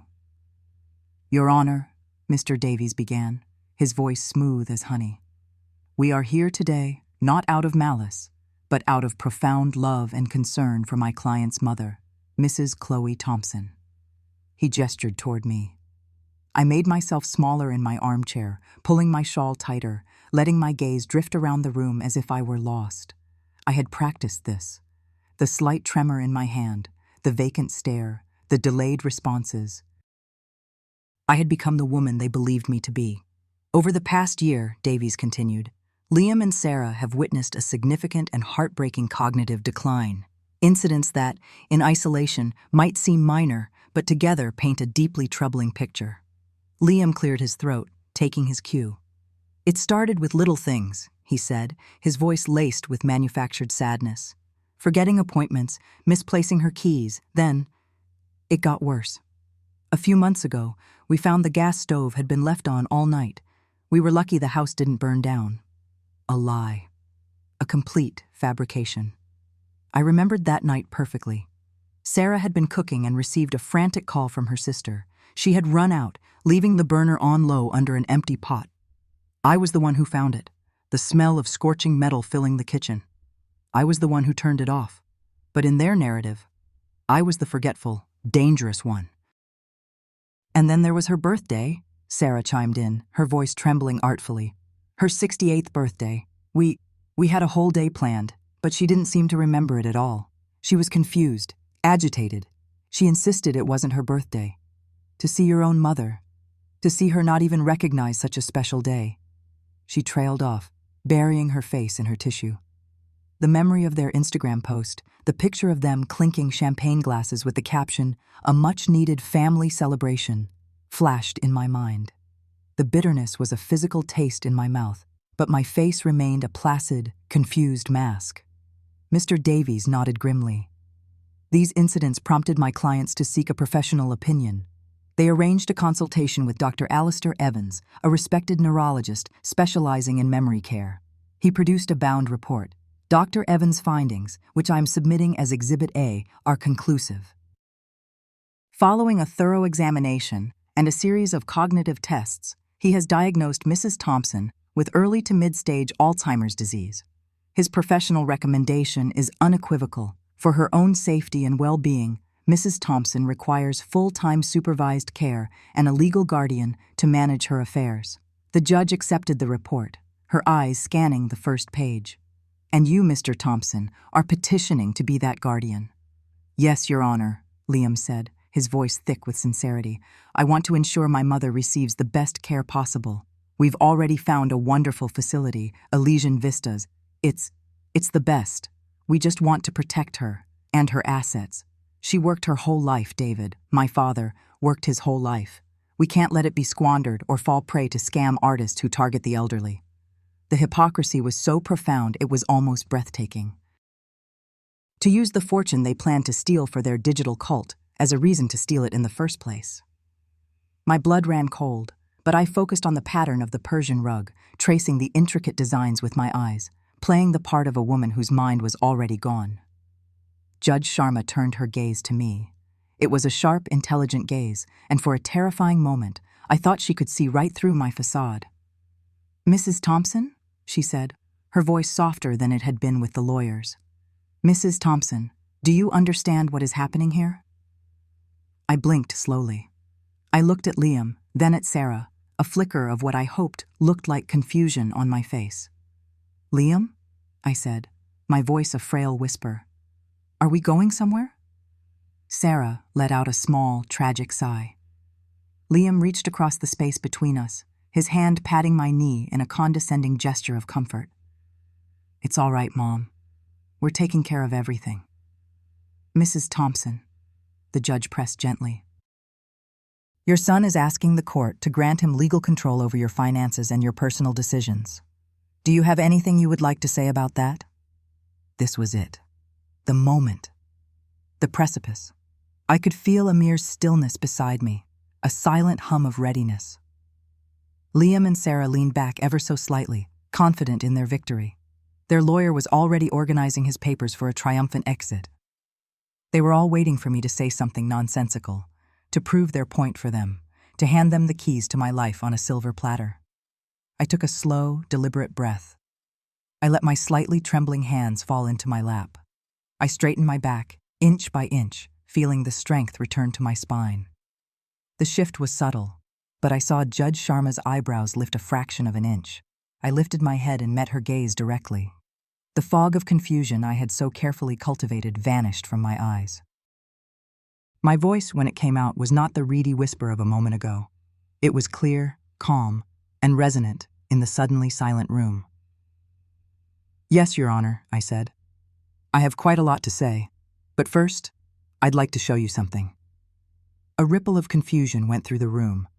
Liam's comforting smile faltered. Sarah stopped dabbing her eye. Mr. Davies paused his paper shuffling. I turned my head slightly toward the large, dark screen of the smart television mounted above the fireplace. "Guardian," I said, my voice cutting through the stillness. "Initiate playback protocol, the Elysian Project." The television, which had been a black, lifeless mirror for the entire proceeding, flickered to life. Liam and Sarah exchanged a panicked look. "What is this?" Liam stammered. "Mom, what are you doing?" But it was too late. The screen lit up not with a cable news channel or a movie, but with a crystal-clear video of my own kitchen, filmed from a discreet angle above the cabinets. The timestamp in the corner read 3 months prior. On the screen, Liam and Sarah were talking, their voices sharp and clear thanks to the sensitive microphones David had installed. "Did you call Dr. Evans?" Sarah's voice on the screen asked. She was pouring herself a glass of wine. "I did," replied the on-screen Liam. He was leaning against the counter, scrolling through his phone. "He's completely on board. A few $1,000s greases the wheels nicely. He said he'll tailor the cognitive test. Questions she'll have no reference for. Old tech company jargon, financial models David used. She'll fail spectacularly." In the living room, the real Sarah let out a strangled gasp. Mr. Davies shot to his feet. "Your Honor, I object. What is this? Where did this recording come from? This is an invasion of my client's privacy." Judge Sharma held up a hand, her eyes glued to the screen, her face a thundercloud. "Objection overruled, Mr. Davies." "Sit down." The scene on the television changed. Now it was the two of them in the hallway, just outside my bedroom door. They were whispering, but the audio was perfect. "She almost caught me with the guardianship papers today," Sarah was saying. "I had to hide them under the sofa cushion." "Just be more careful," Liam hissed back.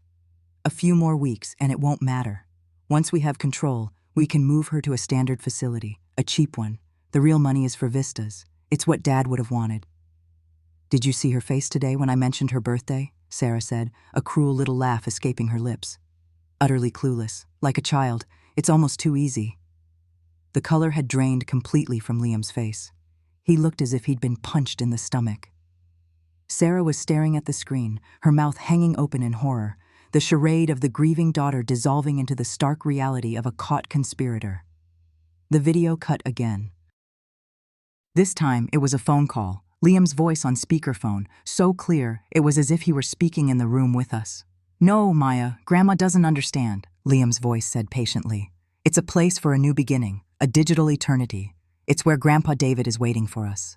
Her money isn't just money. It's the key. It's our ticket to join him. She's just the vessel, the funding. It's a sacrifice for the greater good of the family." The screen showed my granddaughter Maya's face, her eyes wide with the cult's indoctrination. And then it showed Liam's closing words to her. "She's from a different time, honey. She can't comprehend the future we're building. Her role in this is to provide the resources. That's her legacy. It's our duty to make sure she fulfills it, whether she understands it or not." The video ended. The screen went black. The silence in the room was absolute, a crushing weight. It was broken only by a choked sob from Sarah. Liam sat frozen, his face ashen, his eyes wide with the terror of a man whose world had just been detonated before his eyes. Mr. Davies looked from his clients to the judge to me, his slick professionalism completely gone, replaced by slack-jawed disbelief.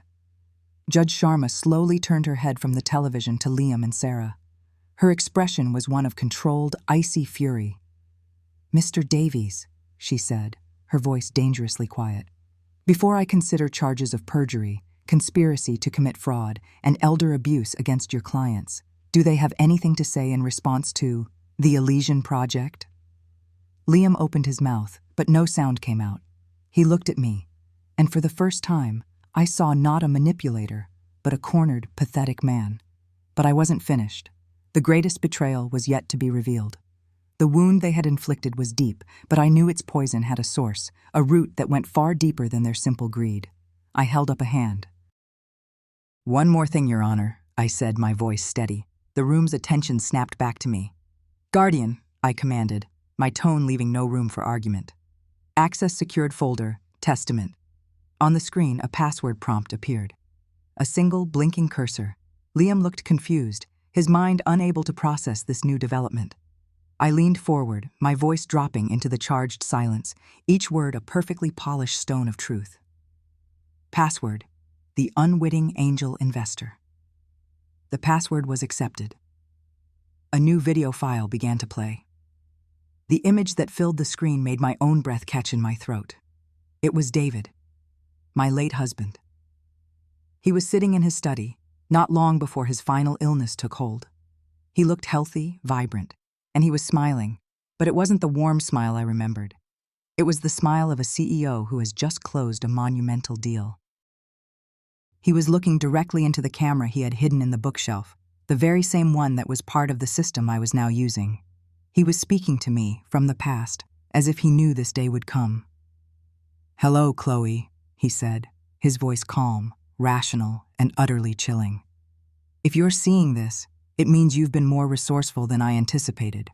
I suppose I shouldn't be surprised. You were always a survivor. But it also means that that my son has failed in the task I set for him." Liam made a guttural noise in the back of his throat. He stared at the image of his father, his face a mask of utter devastation. "You must be confused," David continued, his tone patient, like a professor explaining a complex theory to a slow student. "You think this was about Liam's greed, about Sarah's vanity. You're wrong. It was never about them. It was about me. It was about my legacy." He leaned closer to the camera. "Elysian Vistas isn't some new age nonsense, Chloe. It's the future. True immortality. A reality built from data, where the mind can live on, untethered from the decay of the flesh. I met the founders years ago. I knew. It was the next great leap for mankind. But it required capital. A tremendous amount of capital." He paused. A flicker of something. Was it disappointment in his eyes? "Your money, Chloe. Your inheritance. I always saw it as inert, old money, tied up in boring stocks and real estate. It had no vision, but I gave it one. I saw it as the seed capital for my own ascension, for my second, eternal life." The truth hit me with the force of a physical blow. It wasn't just my son. It was David. It was always David. The controlling nature, the handling of all finances, the insistence that I not worry my pretty little head about it. It wasn't protection. It was sequestration. He was preserving an asset. "I couldn't risk you saying no," David said on the screen, his voice devoid of any emotion. "Your thinking was always so conventional. So I put a plan in motion. I spent years grooming Liam. I introduced him to the philosophy. I showed him the path. I knew that after I was gone, he would have the conviction to see my plan through, to use your resources to secure his place, and mine, in the Vistas, to bring his father back." Liam was openly weeping now, his body shaking with silent, racking sobs. It wasn't just a plot he had hatched. It was a sacred duty he believed he was performing for the father he idolized. He was a pawn, just as I was. "I'm sorry it had to be this way, Chloe," David said, though his face showed no trace of sorrow. "But some people are visionaries, and some are merely benefactors. I needed you to be the latter, Your entire purpose in the end was to be my greatest investor, my unwitting angel investor. You have funded the future, my future. I truly hope Liam was able to make you understand that. The video ended. The screen went black once more, plunging the room back into its dim, suffocating light. The silence that followed was different. It wasn't shock. It was a tomb. It was the sound of a life's foundation turning to dust. My marriage, my love for David, the grief I had carried for years. It was all a lie. I wasn't his wife. I was his seed money. I wasn't his partner. I was a line item in a budget for his insane ambition. The chaos that erupted was a distant roar. Judge Sharma was on her feet, her voice sharp and authoritative, calling for order, speaking of immediate detainment, of a full-scale criminal investigation into not just my son and daughter-in-law, but into Elysian Vistas itself. Mr. Davies was trying to speak to his clients, who were both completely catatonic, broken shells of the smug predators they had been an hour ago. But I saw none of it clearly. I was looking at the empty black screen, the reflection of a 68-year-old woman sitting in an armchair. A woman who had just won her freedom, only to find out that the bars of her cage had been forged by the very man she thought was her protector. I had won. I had exposed them all. But the victory felt hollow, a vast, echoing emptiness where a life of love had supposedly been. The ghost in my house wasn't me. It was him. It had always been him. And I was finally, terribly, free. The silence that followed David's final, chilling words was more profound than any sound I had ever known. It was a vacuum, sucking the air, the life, the very color from the room. David's face, younger and so terribly familiar on the massive television screen, froze on a look of serene, messianic conviction. The architect of my cage, smiling from beyond the grave. Liam and Sarah were statues carved from ash. Sarah's hand, which had been clutching Liam's arm in triumphant solidarity, had gone slack. Her perfectly manicured nails were pale against his sleeve. Liam's face was a ruin. The confident smirk he'd worn just moments before had crumbled, leaving behind the bewildered, terrified face of a little boy who had just seen the monster under his bed and realized his father had put it there. Dr. Evans, the bought and paid-for physician, seemed to shrink into his expensive suit, his eyes darting between the screen, the judge, and the door, as if calculating the fastest escape route from the shrapnel of his own shattered ethics. The judge, a woman with tired but intelligent eyes, slowly removed her glasses and placed them on the mahogany table. The click of plastic on wood was like a gunshot in the tomb-like quiet. She looked at me, not with pity, but with a kind of weary respect. Then her gaze hardened as it swept over my son and daughter-in-law. "This hearing," she said, her voice low, but carrying the weight of absolute authority, "is concluded." Chaos did not erupt. It seeped. It was a quiet, cold flood. Amir, my young, steadfast lawyer, placed a firm, grounding hand on my shoulder. I hadn't realized I was trembling. He leaned in, his voice a murmur meant only for me. "It's over, Chloe. You did it." But I didn't feel like I had done anything. I felt like I had simply held up a mirror, and the monsters had been forced to look. The judge's next words were clinical, sharp, and cut through the haze. "Mr. and Mrs. Thompson, Dr. Evans, I would advise you to remain where you are. Given the evidence presented here today, which has been recorded as part of these official proceedings, I am referring this entire matter to the District Attorney's Office for investigation into conspiracy, fraud, and elder abuse." The evidence also strongly suggests the entity known as Elysian Vistas may be a predatory, fraudulent enterprise. That, too, will be investigated at the highest level. Sarah made a sound, a choked, desperate gasp, like a drowning person's last breath. Liam didn't move. He just stared at the blank television screen, at the ghost of his father's betrayal. Had he known? Had he known the full extent of David's plan, that he wasn't just a partner in a scheme, but another one of his father's pawns? Looking at his shattered expression, I suspected he hadn't. David had played us all.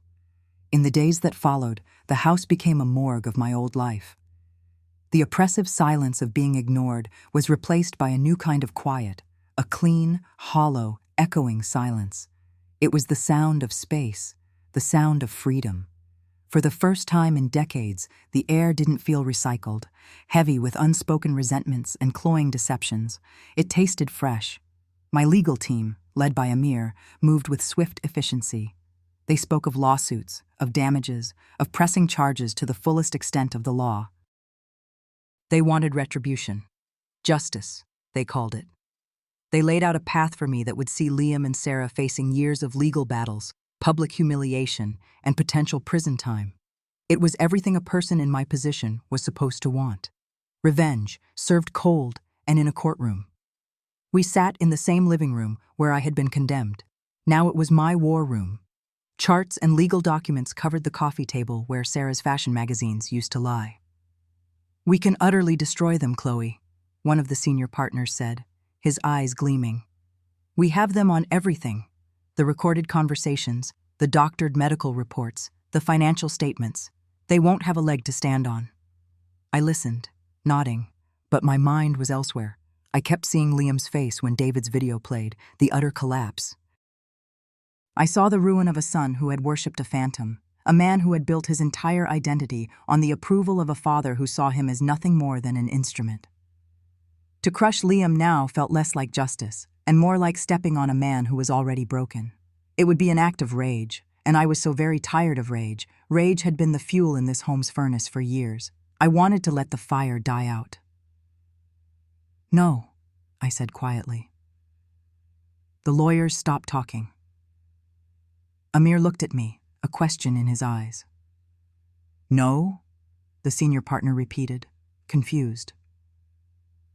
"I will not be pressing charges against my son or his wife," I clarified. My voice didn't shake. "Their punishment is already delivered. They have to live with what they've done. They have to live with who they are and who their hero, my husband, truly was. Their prison is not one the state can build. It's the one they now carry inside them. I will not remain shackled to them through years of court dates and legal proceedings. My freedom means being free of them, completely." It was an act of power, not of pity. Forgiveness was too simple a word. It was an act of severance. To fight them would be to remain engaged with them, to let them continue to occupy space in my life. By walking away, I was rendering them irrelevant. I was taking back my time, my energy, my future. There was, however, the matter of Maya, my granddaughter, indoctrinated and lost in the digital fog of Elysian vistas. I could not abandon her to the fallout. So, I performed my final act as the matriarch of a broken family. I sold everything. David's company, the one built on his genius and my silent, unwitting investment, was liquidated. The vast portfolio, the properties, the tangled web of assets, I had it all untangled and converted into clean, simple, liquid capital. It was an immense fortune, a number that felt abstract and meaningless. From it, I carved out a piece for Maya. I created a trust, but a trust with formidable walls and a single, well-lit escape hatch. The terms were ironclad. She could not touch a penny until she had completed 5 years of intensive, documented therapy with a board-certified psychiatrist of the trust's choosing. Furthermore, she had to complete a 4-year university degree in the humanities, arts, or social sciences, something that would force her to engage with the messy, beautiful, tangible world of human beings, not the clean, cold certainty of code. It was the best I could do. A life raft, thrown into the storm, with a compass pointing away from the digital mirage her grandfather had worshipped. The last day in the house, movers swarmed through the halls, packing away a life that no longer felt like mine. They wrapped porcelain figures I hadn't looked at in years and boxed up books I had never read. I walked through the empty rooms, my footsteps echoing. This house wasn't a home. It was a museum of my own dormancy.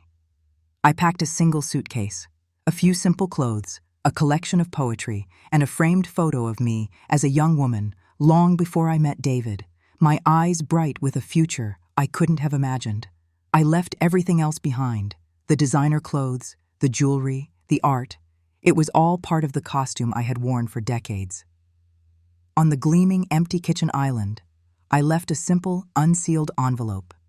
Inside was a single sheet of paper. It wasn't a letter of anger or of sorrow. It was a transfer of ownership. The deed to the house, signed over to Liam. I left no other note. The house had been his cage, too. Let him sit in it.